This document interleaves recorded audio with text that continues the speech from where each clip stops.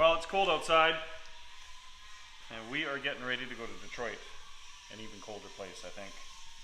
So, basically I'm telling you that because that is why we haven't worked on the 356, we haven't worked on the Roadster, we haven't worked even on the Acadian that I really want to get some progress done on. We're building the car for Detroit. Some of you may know that, some of you may not know that at all. How do I explain Detroit? So some of you may already know, others that don't. The Detroit Autorama is one of the longest running custom car shows in the world. Hot rod car show. And they have a really cool award called the Riddler Award. What I really like about that award, and what I think is very romantic about it, is you are not allowed to show pictures, you're not allowed to, it has to be the first time shown. And of course these rules came before the internet. So now that we have the internet, now that we have YouTube, now you're not allowed to display any piece of the car or anything about the car, so that way it's a big fresh award. All the cars that show up there have never been seen. It's one of the few things that's left in the world that actually you have to be present for. So we've been keeping this car a secret for 4 years.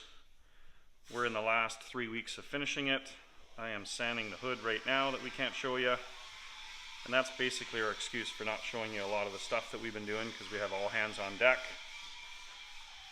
We're trying to get this thing out. It is spectacular, I can promise you that.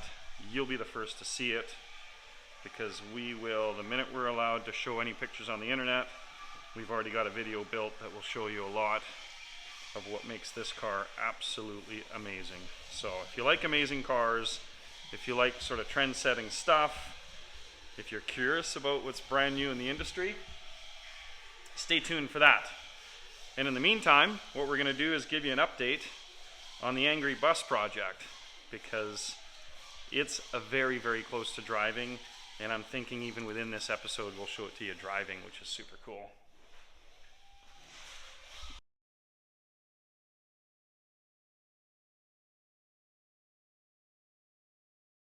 Yeah, here, give me the camera. How's it look under there? Is the airbags going to be okay, or... Oh! We got it. Oh well, that is the start of our update on the bus project for you guys. We're just playing around with the pussy under the dash. So anyways, all joking aside, we're trying to fit this motorhome dash into the bus.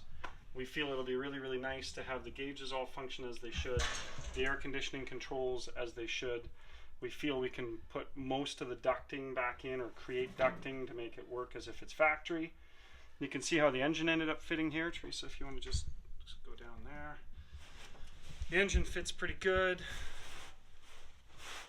We got 4 or 5 different things on the go. We've got most of the mounts done along the floor of the bus, so we'll have to pull that apart and, you know, bedline the bottom of the bus in the next week or so, but we want to get the structural stuff finished first. So Jack and I are doing this on a day off. Teresa's standing on a new set of steps. You can see what we did here. We pulled the steps out just a little bit towards the outside of the bus and crept into where the sweep is.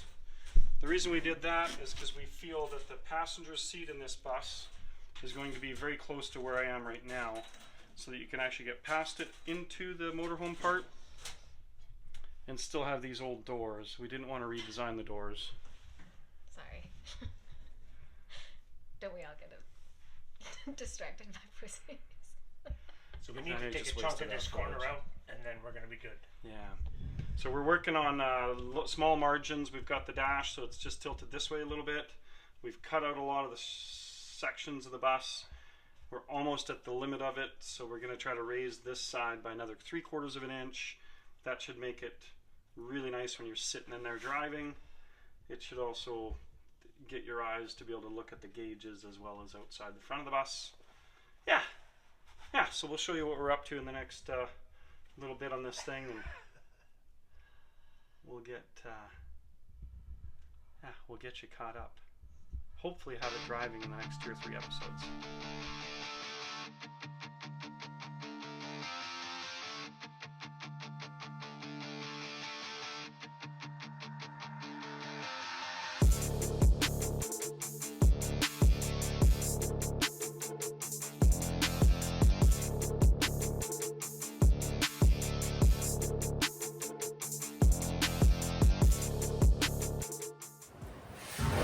Lots and lots of progress. We're almost ready to pull it apart. What I'm gonna do is I'm gonna get Jack and I'm gonna get Mike to just get you guys caught up on all the pieces they've built, because it's come a long ways and it's just kind of right there. We're hoping to drive it in the next few weeks.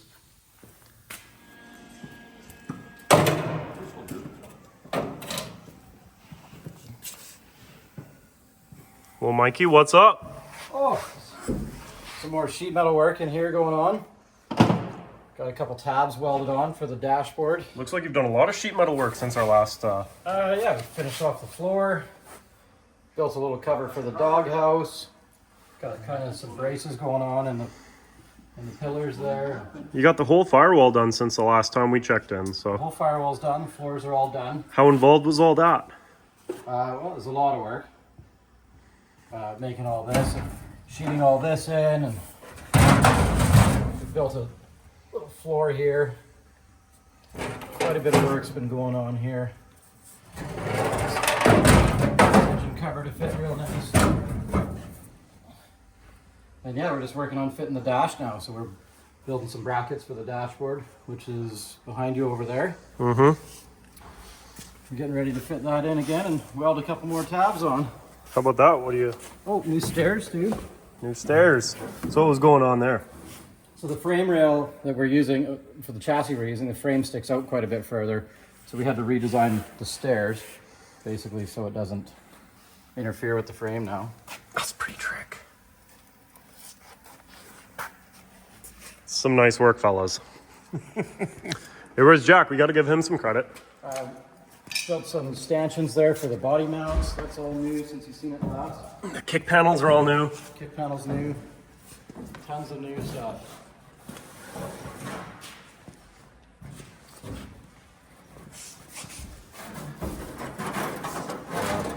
Panel, the wiring harness clips through. Yeah. Body mounts underneath are all done. So the body's bolted down now. Say that again. So the body's bolted down now. We got all the body mounts done. We've got to pull the body off again so we can clean the bottom and paint it all. But yeah, it's going along. Talk to me about how much rust repair was involved in the floor, how the shell is. Basically, under where the driver's seat was, the floor was completely rotted out, so we had to replace a huge section there. Done a couple patches on the floor, just like little guys. Just a little patch there, a little patch by Teddy's knee over there. A couple patches all over the place. Underneath, the floor wasn't too bad, so it's just a matter of welding brackets in and bolting everything down. But, so not tons of rust repair considering how old it is. It's in pretty good condition. So. A lot of fab work though. Tons of fab work. Making this newer firewall work with this old plus, it's definitely not easy. Then do the Tons of work. welding, and then I can grind. So yeah, So I shouldn't be here again. Let's have a look at this dash. so Jack's been busy trimming dashboard, making brackets, so we can bolt it all on. There's another bracket we made there.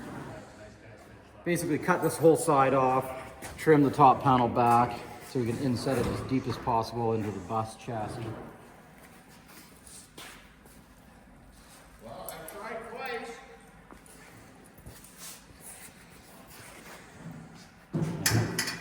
Jack's been pretty busy with this stuff. Looks pretty involved. Sure is. Well, carry on. It's not plug and play, you can say. It's definitely not plug and play. And then we'll obviously have to do a bunch of work to make the heater box work and all the ducting work with that. That's going to be a whole nother project. That's my job, long enough. A lot of mocking up the dash, in and out to make sure it's in the right spot, eh? Tons. I think we've had the dash in and out probably 6 or 7 times. We're gonna get this done today. We'll get the whole dash portion put in. Hopefully.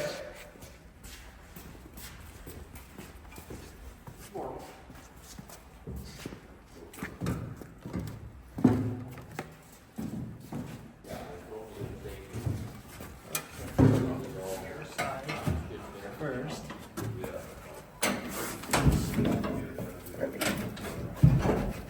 This fairly close.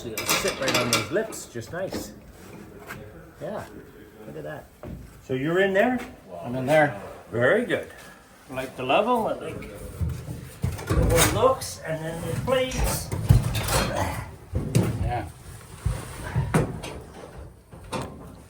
Oh yeah, it's completely different. Is it, how's our gap on the top? We're right up The gap's against, perfect, yeah. Yeah. So, yeah, now you're gonna see. That one work good. Is that one gonna work good? It is, but not where I put it. You'll have to remark it there. Okay. And then this one. Yeah, if you remark it there. And we're ready. So I'll let you do the marking because it'll be easier for you when it comes to the welding.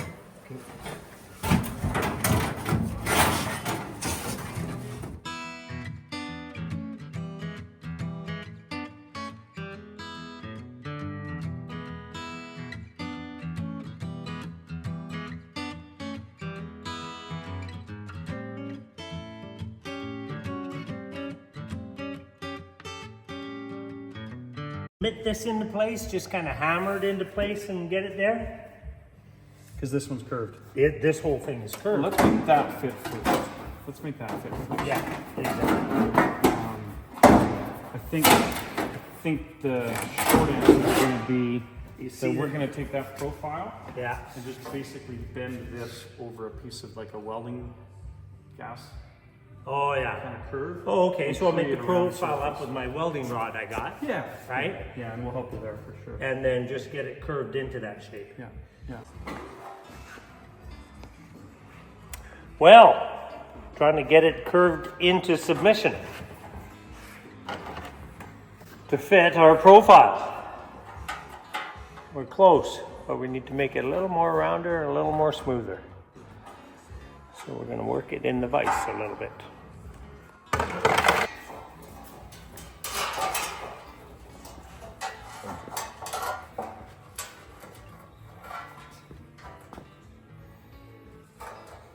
Get in a little closer.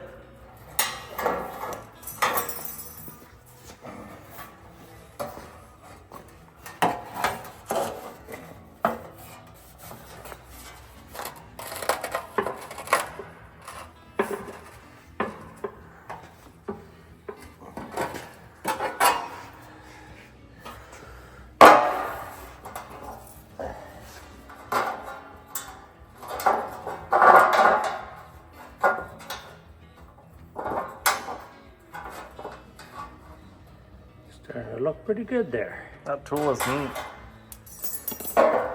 Which one?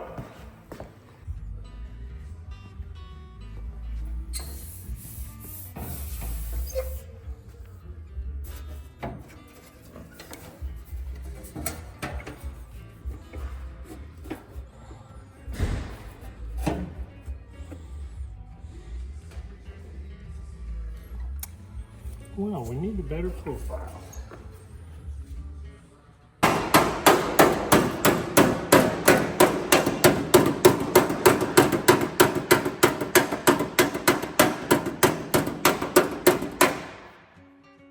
Better. Nice now. Yeah, starting to submit to my torture. While since we updated the bus issue, the last time was cutting the frame, moving things forward, cutting fuel lines, exhaust had to be shortened up, special drive shaft machine to get into it. And then one of the big challenges was in the motorhome, the motor is actually put 6 inches over to give the driver a lot more room. But when we came to the bus, in the center of the bus, the motor over to the side didn't work with our firewall. So we had to remove all the motor mounts, cut and weld, and move the engine 6 inches back to give us a center where the bus was. So once we got that all into place, it let us go ahead and fab up the rest of it. We built using part of the old inner fender and part of the new inner fender that we fabricated to get this into place. The firewall had to be totally adjusted. This is where all the main wiring and plugs are going in for the computer and running that. And then we've got our brake booster and steering arm. Steering arm is going to come out and be extended about 17 inches to get us back to where we were before. So with these two inner fenders, new rad saddle supports to get the whole rad saddle right into place, welded into there, it gets us square back to where the bus was, gets our original radiator in, gets our original wiring harnesses in, steering, and the whole works. So everything should end up pretty plug and play. You can see here with the fender removed, how we actually had to make compound curves for a new inner fender to join the rad saddle into the main firewall. And then the new fender, the fender will go back in with the new inner fender there, and that'll stop all the rain and water from coming in. Sides had to be rebuilt to get us back into a waterproof cab area. That got us into doing some new flooring where we had some corrosion, and then revamping where it used to have the round doghouse that was in the old motorhome, and there was no room for that, so we fabricated a new doghouse door. And then the real challenge was taking the dash and all the components that go with the dash and making that work. And we cut about 8 inches off the original dash, had to take a lot of the bracing out of the back, make all new supports so the dash comes in and fits in properly, and that'll come out nice and tight into there. Then the pedals from the firewall had to be extended back out 6 inches. So we fabricated up new pedal stands, moved the throttle a little forward, and made room for the emergency brake in there, where you can see there. And of course, all new floor plans to go up in, floor pans to get back up into being an original firewall. So all the wiring harnesses that go into this engine are all going to plug back in. The whole chassis is going to be able to be taken to a Ford dealership, plugged into a computer and troubleshot. And everything is original, as was the 1998 motorhome that we got. So now that the dash had to be shortened and the firewall was moved away, all of our air conditioning and heating ducts changed. So we had to make up new plates to cut off the old pieces that used to be here and extend them back out to where they need to be. So cut off new flanges, and now we'll use a 3-inch hose to connect up all the air ducts and give all original heating and air conditioning up under the dash. And then finally, just to dress up the dash, a little bit of side panels had to be built and installed on both sides so that the dash could have something nice to come up down onto. So now the original seat goes back in here. The pedals are at the right place. The steering wheel is in the right location. And everything will function just as normal as the Ford chassis was built to do. So we're pretty happy at this point in time. I think we'll get the inner fender finished tomorrow. Now the whole bus will come off the frame, be all scraped and sanded and undercoated. The frame will be also scraped and cleaned and undercoated as well. Then we can join the two back together and it's ready for bodywork. Whole new segment. It's a lot of really in-depth work. Talk to me about the process of each piece that you made, and maybe not each piece, but talk to me about some of the tools, some of the techniques that go into making these neat custom pieces. Well, some of the interesting work, of course, is metal fabrication. And a lot of that is starting with cardboard templates and getting new fits, because nothing is exactly square on an older bus, and nothing was square getting the older bus onto the newer chassis. So everything had to be cardboard templated out. And once it's cardboard templated out, you can go down to the sheet metal. And then just as we fabricated the doghouse and the floor pieces, you can get it into metal and then be able to weld it in. So that was some of the special things. The plasma cutter has been our best friend. Cutting patterns out with the plasma cutter makes our work a lot easier and a lot quicker. And of course, using the brake to get our steps just broken just nicely. So it's a good thing that JF Kustoms is pretty well equipped. And I see you doing some metal work by hand. I got a little shot of you just hammering dollying some stuff straight. Well, sometimes it just takes a little convincing to get the job done.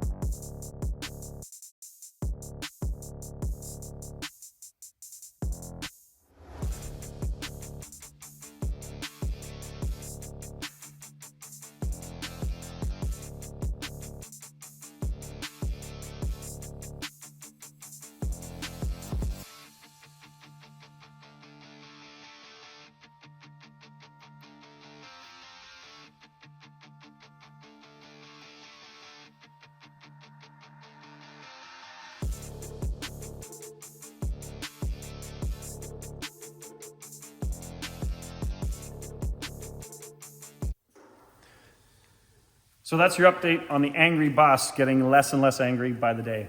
It's actually starting to be a happy bus. It's a happy camper.